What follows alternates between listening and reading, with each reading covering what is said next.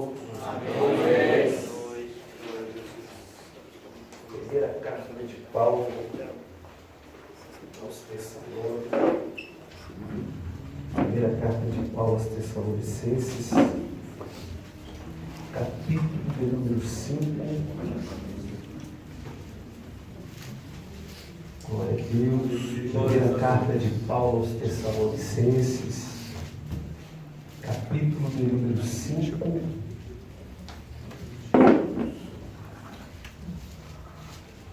Quero ler o versículo de número 1 com os irmãos e recapitular a leitura que foi feita. Amém, irmãos? Está escrito assim, ó. Mas, irmãos, acerca dos tempos e das estações, não necessitais de que se vos escreva, porque vós mesmos sabeis muito bem que o dia do Senhor virá como um ladrão de noite. Pois que quando disserem a paz e segurança, então lhes sobrevirá repentina destruição, como as dores de parto àquela que está grávida, e de modo nenhum escaparão. Mas vós, irmãos, já não estáis em trevas, para que aquele dia vos surpreenda como um ladrão. Porque todos vós sois filhos da luz e filhos do dia. Nós não somos da noite nem das trevas. Não durmamos, pois, como os demais, mas vigiemos e sejamos sóbrios. Porque os que dormem, dormem de noite, e os que se embebedam, embebedam-se de noite. Mas nós, que somos do dia, sejamos sóbrios, vestindo-nos da couraça da fé e da caridade, e tendo por capacete a esperança da salvação. Porque Deus não nos destinou para a ira, mas para a aquisição da salvação, por nosso Senhor Jesus Cristo, que morreu por nós, para que quer que vigiemos, quer durmamos, vigiamos juntamente com Ele.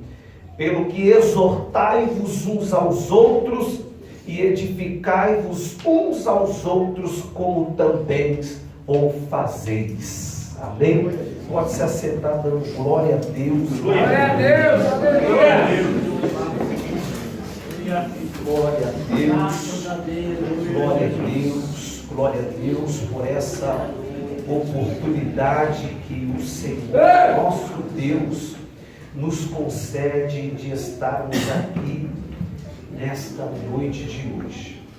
Ao convite que me foi feito através do pastor Marcelo, pastor desta igreja, há mais ou menos uns 2 meses, mas é isso, né? Uns 2 meses mais ou menos. E hoje nós temos a honra de pregar no congresso aqui dos homens. Para mim é um privilégio. Primeira vez que eu venho aqui pregar em um congresso. Então, para mim, é uma honra e uma satisfação receber este convite dos irmãos e ter esta confiança de ministrar uma palavra de Deus aos nossos corações. Interessante, eu coloquei uma gravata quase igual, né? Quase igual dos irmãos, para nós ficarmos combinando, pelo menos na gravata, não é verdade? Para falar que eu fiz parte do congresso também dos irmãos, tem o varão ali do Vila ali também que veio na mesma sintonia, então isso é bênção de Deus, é bênção de Deus. Ao meu pastor Roberto, que está aqui, nós estamos debaixo da bênção do pastor, né, pastor? Glória a Deus por isso. Pastor Roberto que está aqui, nem poderia estar, mas veio, vai pregar aqui amanhã mesmo, mas veio estar aqui, e eu tenho essa honra de poder pregar de frente do meu pastor, né?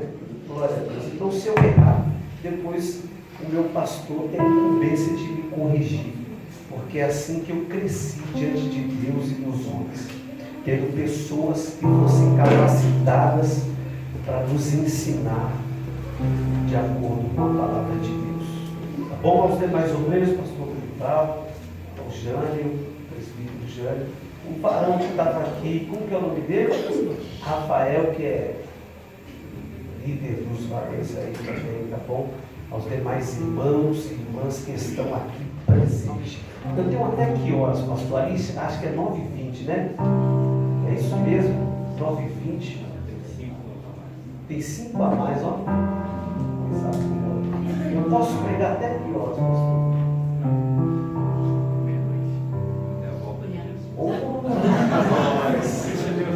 Meu Deus do céu! Glória a Deus! Você viu, né, irmão? Mas eu pretendo ser rápido, tá? Pretendo ser rápido aqui nas minhas palavras. Queridos, o assunto que nós vamos falar aqui é sobre arrebatamento da igreja. Sobre o arrebatamento da igreja. O apóstolo Paulo, fundador desta igreja em Tessalônica, a 160 quilômetros a oeste ou a sudoeste de Filipos, aproximadamente na Grécia, ele ficou pouco tempo com os irmãos em Tessalônica. Ele fundou a igreja, mas só que na cidade de Tessalônica tinha um grande grupo e uma grande comunidade de judeus que sufocavam o cristianismo. E a perseguição em cima do apóstolo Paulo era enorme, enorme. Então o apóstolo Paulo, ele funda a igreja, ele abre as portas da igreja, ele põe a pedra de esquina e ele tem que ir embora, porque é uma perseguição muito grande contra o apóstolo Paulo. Só que ele não deixa a igreja sozinha. Paulo não deixa a igreja sozinha. Paulo capacitou alguém para estar lá. E o Espírito de Deus era com Paulo. E o Espírito de Deus ajudou a fazer com que esta igreja crescesse. Você lembra que Paulo disse aos Coríntios? Paulo plantou, Apolo regou, mas Deus é quem dá o crescimento. Deus é quem dá o crescimento. Paulo abriu a igreja através dos ensinamentos que lhe cabiam, ensinava os obreiros ficavam, mas era o Espírito de Deus através dos irmãos que fazia crescer. Então todo o mérito aqui não é do homem, é do Espírito que está dentro do homem. Paulo disse isso no livro também de 2 Coríntios, no capítulo 4, no versículo de número 7, dizendo que todos somos vasos de barro, mas a excelência do tesouro do próprio Deus, que é o seu Espírito, está dentro do vaso de barro, para que a glória não seja nossa, mas seja só dele. Paulo abria, os outros vinham, plantavam, o Espírito de Deus é quem fazia crescer. Segundo a tradição, segundo a história, Paulo pediu para que Timóteo, que era um dos seus filhos da fé, fosse até essa igreja em Tessalônica e observasse ela para ver como ela estava. E Timóteo traz um relatório para Paulo, segundo alguns dessa igreja, e é da onde o apóstolo escreve de 3 a 7 meses essa carta e envia aos irmãos que estão em Tessalônica, aos tessalonicenses. E a intenção maior de Paulo enviar essa carta para os irmãos era de esclarecer alguns pontos teológicos, algumas dúvidas que eles tinham. Por exemplo, a grande dúvida que esses irmãos aqui tinham dentro desta igreja, que foi fundada pelo apóstolo Paulo, era: quando um de nós morrermos, o que vai acontecer? Ou, quando um de nós morrermos, para onde vai o seu espírito? Ou, quando um de nós morrermos, o que acontece após isso? Eram muitas dúvidas, é uma carta muito rica, não dá tempo de nós falarmos aqui em muitos detalhes que essa carta tem, mas eu aconselho a você a lê-la, pegar, examinar, e o Espírito de Deus vai te ensinar muitas coisas através dessa carta. E uma das coisas que Paulo escreve em 1 Tessalonicenses, no capítulo de número 4, a partir do versículo 13, era de tirar a dúvida que os irmãos tinham quando aquelas pessoas que morriam em Cristo Jesus, o que iria acontecer com elas. O apóstolo Paulo escreve para eles dizendo: não quero, porém, irmãos, que sejais ignorantes acerca dos que já dormem, para que não vos entristeçais como também os demais não têm esperança. Porque o que estava acontecendo é que as pessoas morriam e as outras ficavam tristes, como de costume acontece na vida e na casa de qualquer um. Eles ficavam contristados porque a pessoa se ia e eles não tinham resposta daquilo. E Paulo está dizendo: eu não quero que vocês sejais ignorantes acerca disso. Eu quero que vocês saibam de cada detalhe. E eu não quero que vocês fiquem como os que já perderam a esperança. Os que perdiam a esperança saíam da igreja, abandonava a fé, porque achava que aquilo ia ser passageiro, ia ser uma balela. Então, os que não tinham mais esperança, eles simplesmente desistiam.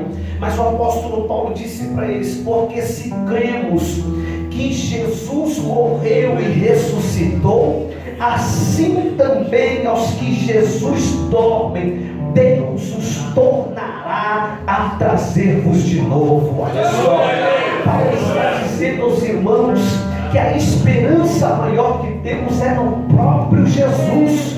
A nossa esperança está nele. Então todos aqueles que morriam, não era para eles se preocuparem, os que morriam em Cristo Jesus, os que morriam, ou os que dormiam em Cristo Jesus, não era para se preocupar, porque Jesus, que morreu e ressuscitou dentre os mortos, e que a primícia de Deus entre os mortos, iria fazer com que eles vos tornassem de novo. Olha só, que mensagem de esperança. O apóstolo Paulo está dizendo para eles ficarem tranquilos, porque aqueles que morreram em Cristo estão apenas dormindo. É um termo que Paulo usa para dizer que estão num lugar de descanso. Esse termo dormindo que Paulo usa, ele está querendo dizer, eles não estão sofrendo, estão melhor do que a gente, num lugar melhor do que a gente.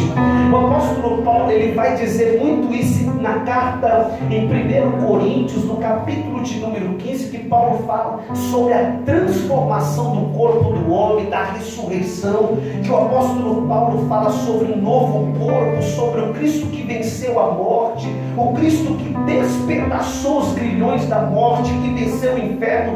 Ele aponta para o Cristo triunfante, que vai trazer para nós um corpo como o dele, um corpo semelhante ao que ele teve, um corpo parecido com o dele. E como que era, Raimundo, o corpo que Cristo tinha após a sua ressurreição? Alguns chamam de corpo glorioso, outros chamam de corpo ressurreto. O corpo que Cristo tinha após a sua ressurreição era um corpo que não é como esse de carne que nós temos. Era simplesmente extraordinário, fantástico, sem adjetivos de palavras para que pudéssemos colocar e expressar a grandeza desse corpo que Cristo tinha. Quando Cristo ressurge dentre os mortos, a pedra do sepulcro foi rolada por anjos do Senhor.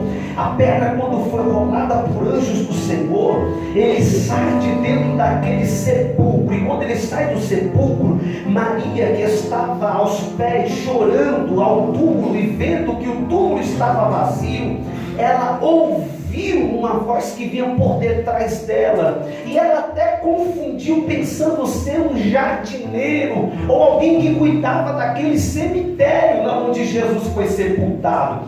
mas a semelhança do corpo dele era igual ao seu corpo físico. Porém Maria não a percebe que é o próprio Cristo que está falando com ela. Ela só consegue entender que é Cristo falando com ela quando Cristo chama ela pelo nome. E quando ele chama ela pelo nome, ela entende. Rabone, que ela diz Rabone, que quer dizer mestre. Ela logo entende a voz dele, porque Jesus, ele disse em João no capítulo 10 que a ovelha conhece a voz do seu pastor.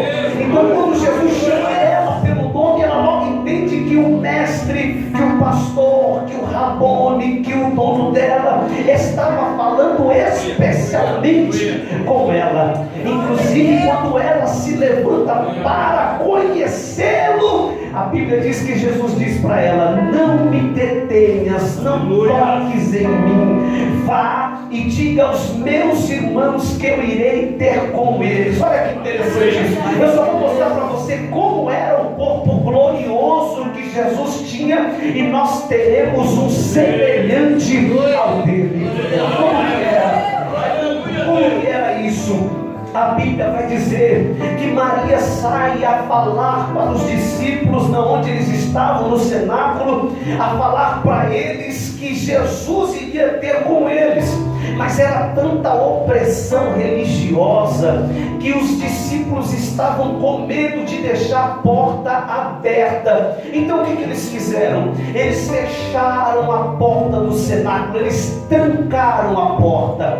Neste dia Tomé não estava. Preste atenção, a porta estava totalmente fechada, não tinha sequer janelas abertas neste dia, por causa dos romanos e da opressão da religião farisaica. Porém, quando Jesus disse que vai ter com eles, e Maria vem dizendo feliz: olha, ele falou comigo e disse que vai vir aqui falar com a gente, não é para a gente sair daqui. Mas Tomé não estava, tudo bem. Jesus, ele não vai precisar nem bater na porta, nem pegar na maçaneta da porta para abri-la. Sabe o que vai acontecer? Jesus vai passar direto, porque o corpo que ele tem não precisa ficar preso a nada.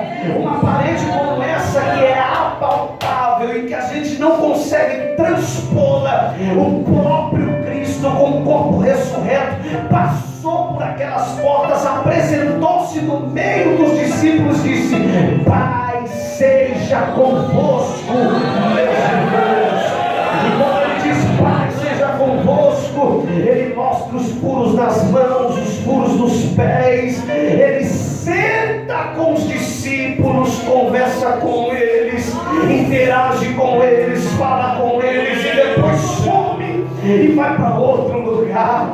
Mas quando Tomé chega, Tomé precisa bater na porta e eles perguntarem para ver quem está batendo na porta. Sou eu, Tomé. Quando Tomé entra, imagina os discípulos falando para Tomé: Tomé, você não vai acreditar, Cristo esteve aqui conosco com o seu corpo ressurreto, ele apresentou a gente em nosso meio, nos saudou com uma paz. Aí Tomé vai e fala: mas eu preciso ver. Vocês estão falando para mim, mas eu tenho que ver ele. Eu só acredito se eu ver.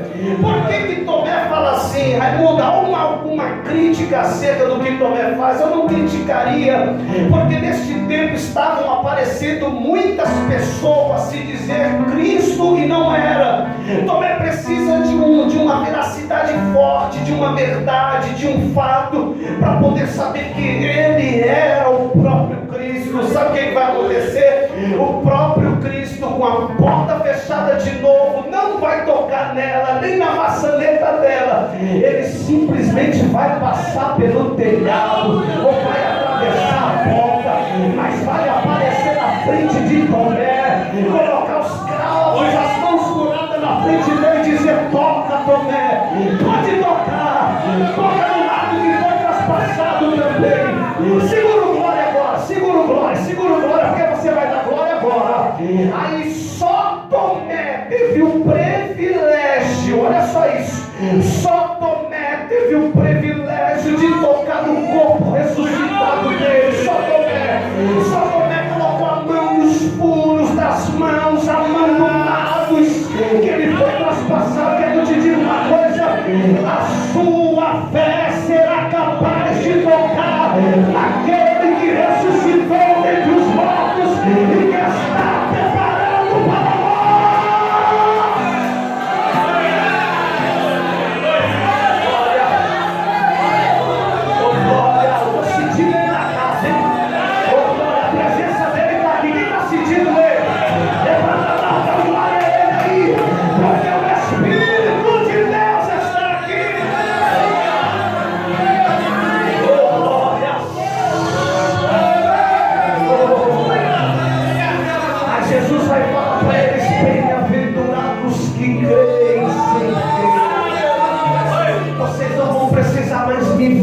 só crer, é só acreditar. É isso que Jesus quis dizer. Agora é só vocês acreditarem. Eu não estarei mais no meio de vocês, mas eu mandarei outro. A palavra outro no grego significa um igual a mim mesmo. O meu Espírito estará com vocês. No Evangelho de Mateus, no capítulo 28, ele expressou dizendo: e eu estarei com vocês todos os dias, até a consumação dos séculos. Olha só, olha aqui para mim. O próprio Jesus não está em nosso meio numa forma física. Alguém consegue ver Jesus aqui numa forma física? Não consegue, mas Ele está presente através do Espírito dele dentro de nós e sobre nós, porque Ele disse aos discípulos que o Espírito Santo estaria em nós e sobre nós, e o Espírito Santo, que é o Consolador, nos faria lembrar de tudo que Ele nos disse. Agora vai para quem gosta de Bíblia. Você que gosta de ler a Bíblia, você que ama ler a Bíblia, você que para ouvir, você que tem a coragem de ensinar, Deus vos fará lembrar de tudo aquilo que está escrito aqui, através do Espírito dele. Quer ver uma coisa? Quando você se levanta e o dia não está legal, aí vem o Espírito de Deus e coloca um versículo no seu coração. Você pensa que lembrou por nada, mas sabe o que é? É o Espírito de Deus te lembrando, para tirar essa tristeza do seu coração. A porta de emprego se fecha e você fica triste, a porta se fechou, mas aí vem o Espírito de Deus e traz uma palavra no seu coração, um versículo no seu coração. Sabe o que isso significa? Ele estará conosco todos os dias, até a consumação final. O Espírito de Deus. Olha para alguém que está do lado e diga assim: o Espírito de Deus, o Espírito de Cristo está com você, está sobre você. Você pode dar glória por isso. Você não está sozinho. Lembre-se disso. Você não está sozinho. Há um Deus que vela por você.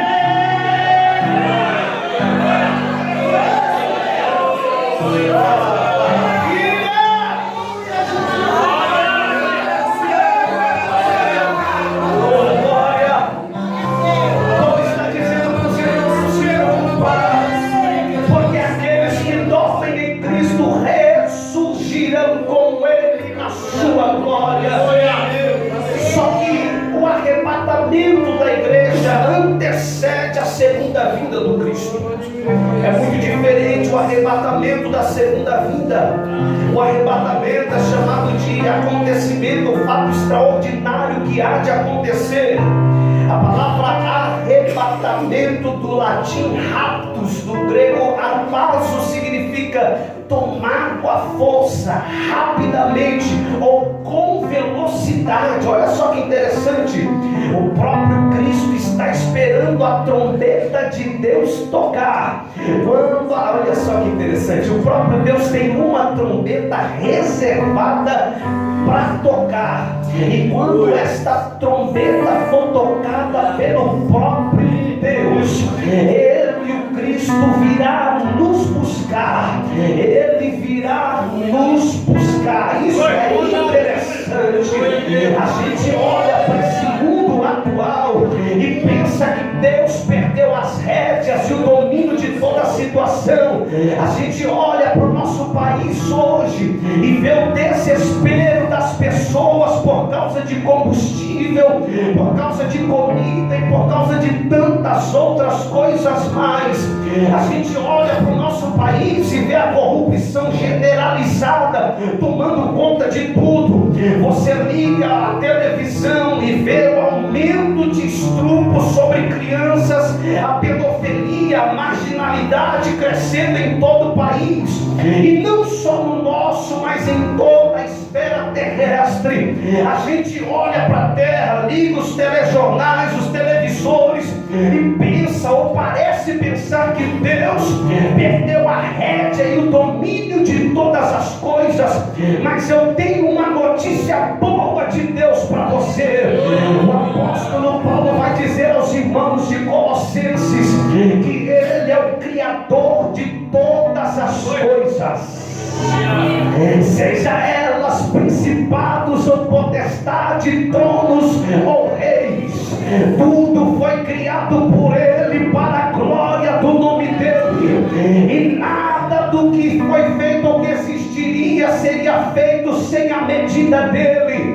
Ele tem o domínio de todas as coisas, sobre todas as situações. Eu quero te digo mais, Ele é quem manda nos céus dos céus, Ele é quem manda nas esferas celestiais, Ele é quem manda nas esferas terrestres, é Ele quem domina todos os mares. Ele não perdeu o domínio de nada, Ele não perdeu a rédea de nada.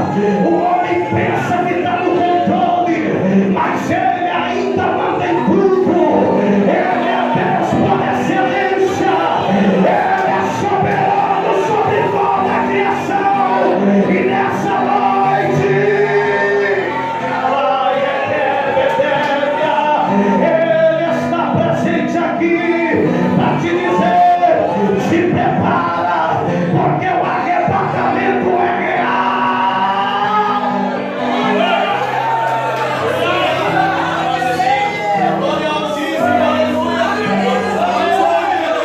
Quando a trombeta de Deus soar, oh glória! Quando a trombeta de Deus soar, o apóstolo Paulo diz aos irmãos de Coríntios, em 1 Coríntios, no capítulo 15, a partir do versículo de número 51: eis que eu vos digo um mistério, nem todos nós dormiremos, mas seremos transformados no momento, num abrir e fechar de olhos. Segundo que a ciência diz, um abrir e fechar de olhos leva em torno de 0,7 milésimos de segundo. É muito rápido, já piscou e não percebeu. O apóstolo Paulo vai dizer: é num momento, é num abrir e fechar de olhos que a igreja do Senhor será tomada dessa terra. Talvez você tenha 30 anos, 20 anos, 40 anos de crente, mas ele ainda não voltou. Aí os espinhos deste mundo que sufoca a nossa fé vem através dos demônios, destas potestades, nos dizer: larga a mão de ser crente. Para que insistir tanto? Para que perseverar tanto dentro desta igreja? E eu tenho uma resposta de Deus para você. Sabe por que perseverar e continuar dentro da igreja, mesmo a igreja não, mesmo os membros da igreja sendo problemático? Porque assim, as pessoas dizem que nós somos a igreja, já viu isso? As pessoas saem dizendo no singular: eu sou a igreja. Deixa eu te dizer uma coisa, Paulo nos ensina muito bem: nós não somos a igreja no singular.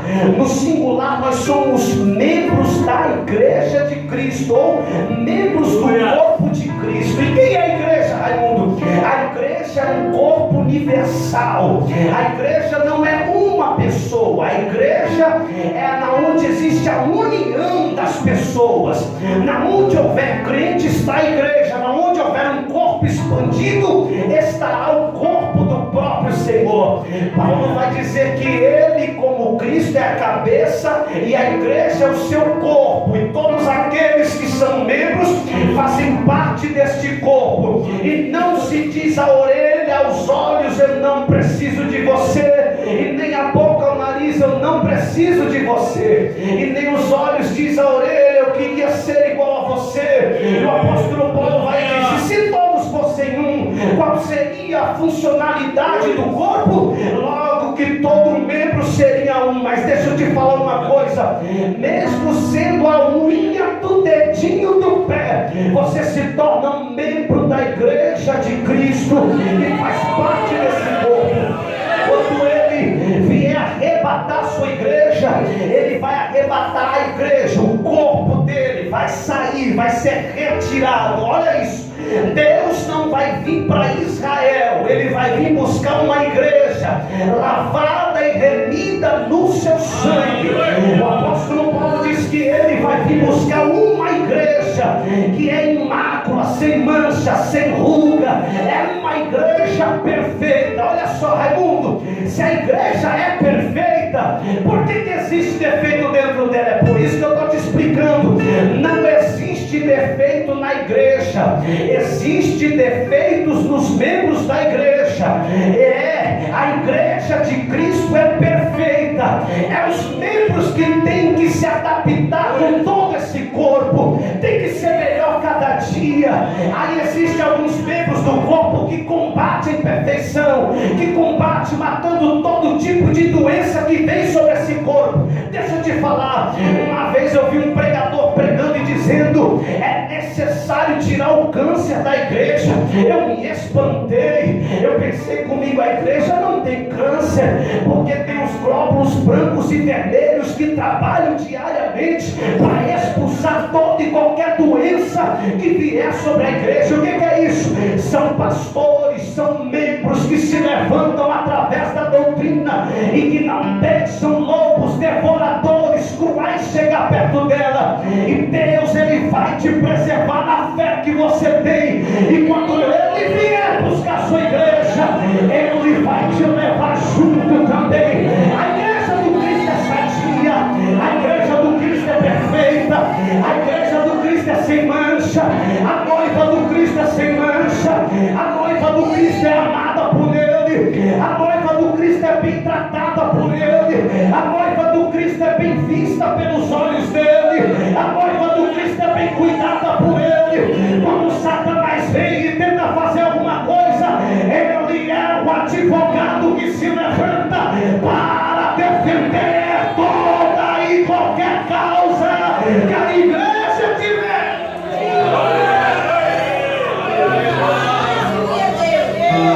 No momento, numa abrir e fechar de olhos, nós seremos transformados. E o apóstolo Paulo vai dizer que ante a última trombeta, nós seremos transformados. Olha que interessante isso.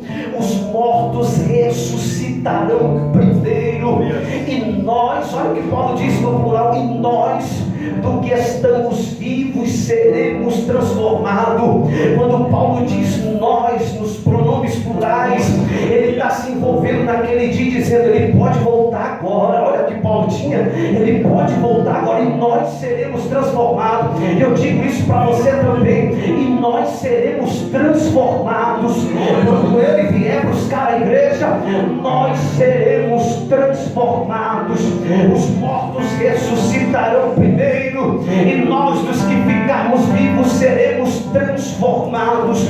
E convém que este corpo que é corruptível se revista da incorruptibilidade, e este corpo que é mortal se revista da imortalidade de Deus. E quando este corpo que é corruptível se revestir da incorruptibilidade, e este corpo que é mortal se revestir da imortalidade de Deus, então cumprir-se-á a palavra que está escrita: tragada foi a morte pela vitória. Onde está, ó morte, os seus aguilhões? E onde está, ó inferno, a tua vitória? E Paulo disse: os aguilhões da morte, que era o pecado, foi despedaçado por ele. Se você não sabe, a morte, ela tem guilhões, é uma espécie de algema, é uma espécie de corrente que prende a pessoa. Quando a morte foi buscar ao Cristo na cruz, ela teve que ter a permissão dele para levá-lo. Uma vez Jesus disse isso aos discípulos, dizendo: o meu Pai me deu autoridade para que eu desse a minha vida e tornasse a tomá-la de volta. A morte não tinha poder sobre ele, mas quando ele disse a última palavra, tetelestai, está consumado, ele entregou a sua vida para a morte. A morte o levou, mas não pôde tocar. A morte o levou, mas não pôde prender. A morte o levou, mas não pôde o algemar. A morte levou, mas não pôde segurá-lo. Sabe por quê? Porque ele nenhum pecado tinha. Ele era o santo de Deus, o escolhido para nos remir, e ele venceu a morte, que é o maior inimigo do homem. É o maior inimigo do homem, a morte, o inferno. Ele venceu os grilhões da morte. A morte não teve domínio sobre ele. E quando ele ressuscitou, ele estava dizendo também: vocês que estão em mim, quando morrerem, ela também não terá poder sobre vocês. É só para os que estão em Cristo Jesus. A morte não tem poder e nem domínio para aqueles que estão em Cristo Jesus. Sabe por quê? Porque Deus, ele vai te levar para um lugar apropriado. Olha só que interessante. Eu tenho uma frase que eu costumo dizer: não é Deus que vai colocar você no céu ou no inferno, são as suas ações e atitudes aqui na terra hoje que vai determinar o lugar que você vai passar a sua eternidade. Olha aqui para mim, eu estou pregando para alguém que precisa se entregar para Cristo hoje. Eu estou pregando para alguém que se afastou e que precisa voltar de novo, porque as suas ações aqui é que vai determinar na onde você vai passar a sua eternidade. Raimundo, eu estou envolvido no corpo, eu estou no meio do corpo, eu faço parte do corpo. Então se prepara, continua vigiando, porque quando ele tocar a trombeta, você será arrebatado junto com ele.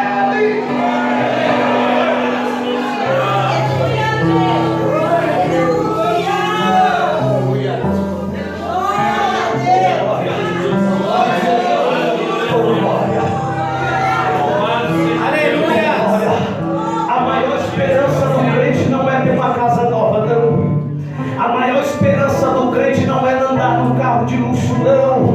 A maior esperança da igreja ainda continua sendo o arrebatamento para se encontrar com ele nos ares, nas esferas celestes, entre a terra e os céus. Olha que interessante, quando ele vier a buscar a igreja, os túmulos se abrirão, os mortos ressuscitarão, os mares terão que dar, a terra terá que dar os seus mortos. A gente olha para este corpo mortal e pensa, pastor Roberto, que não há nenhuma credibilidade neste corpo. Mas quer que eu te diga uma coisa? Deus vai transformar este corpo que você tem. Às vezes a gente olha e chama até de carcaça, mas é essa carcaça que nós temos que ele vai transformar. Eu queria que você olhasse para a sua mão, olhasse para a sua pele, ou observasse alguém que está do seu lado e tente encontrar algum brilho na vida deste irmão. E o único brilho que você vai enxergar é o do Espírito Santo dos olhos dele. Se você olhar para cá, você vai perceber que não tem brilho nenhum. A nossa pele é apagada, o nosso corpo ele é apagado, mas Cristo, sabendo disso, vai transformá-lo. Por quê? Porque este corpo não tem capacidade para subir para a eternidade. Olha que interessante, este corpo que nós temos, ele é insuficiente para herdar a eternidade. E o que ele vai fazer? Ele vai nos dar um corpo glorioso. Ele vai nos dar um corpo glorioso. Oh glória, eu vou sentindo Ele aqui. Ele vai nos dar um corpo glorioso. Esse terno que a gente está vestido agora, esse salto que você está agora, esse cinto que você está usando, esses smartphones, o iPhone que está com você, o carro que você dirige, ou a casa onde você mora, você não vai levar nada do que possui aqui. Simplesmente Ele não vai perguntar para você: posso te levar agora? Não. Ele vai vir te buscar e vai te tomar a força. Quando Ele te tomar a força, imagina Marginal, Tietê, Pinheiros, Ayrton Senna, Dutra, o crente está dirigindo o seu veículo, quando de repente a trombeta de Deus toca e o Cristo chama, a gente vai ouvir a trombeta tocar, e quando ela tocar, a gente vai sair do carro. Imagina você lavando a louça na beira da pia, e quando você está lavando a louça na beira da pia, você vai ouvir a trombeta tocar, e quando de repente o prato cai na pia, imagina você com a mochila nas costas, acordando de manhã para ir trabalhar, ou voltando do serviço pela madrugada. Quando a trombeta tocar, vai ser extraordinário. Ele vai te levar, Ele vai.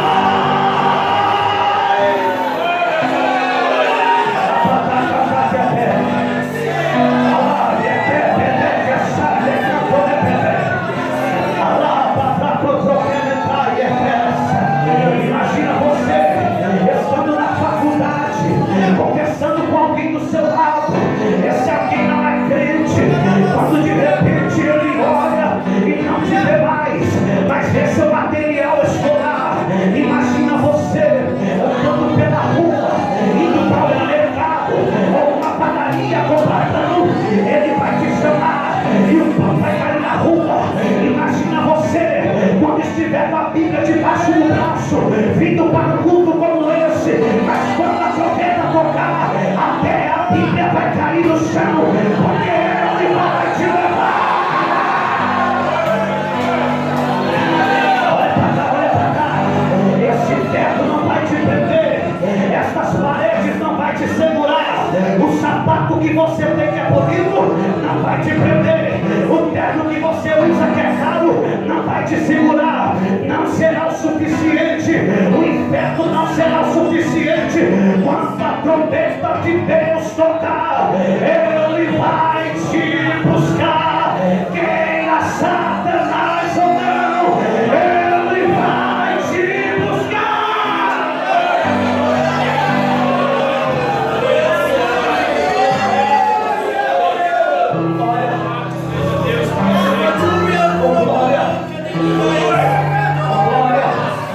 Tem gente dando glória lá atrás. Tem gente dando glória lá no fundo. Oh glória. Você pode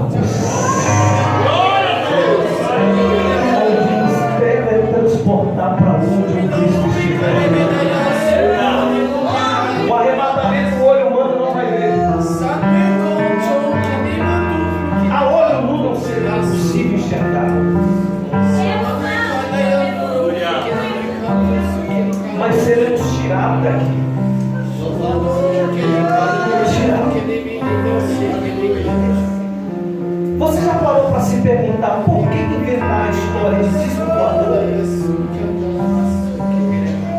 Já parou para se perguntar por que inventaram a história de que existe vida em outro planeta? De história de ser abduzido por extraterrestres? Já parou para se perguntar? Eu parei.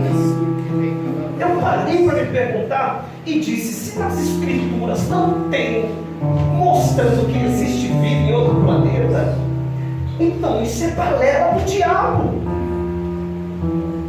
É uma artimanha que o diabo está usando, imagino eu, para que quando a igreja for levada, ele sai dizendo que as pessoas foram morar em outro lugar, foram abduzidos para outro lugar, extraterrestres vieram e levaram esse povo. Quer que eu te diga uma verdade? Realmente a gente vai estar em outro lugar,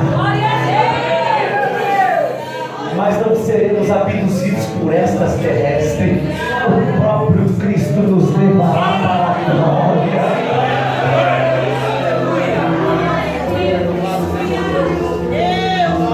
Os mortos encontrarão os vivos transformados e todos nos encontraremos com Ele entre as nuvens.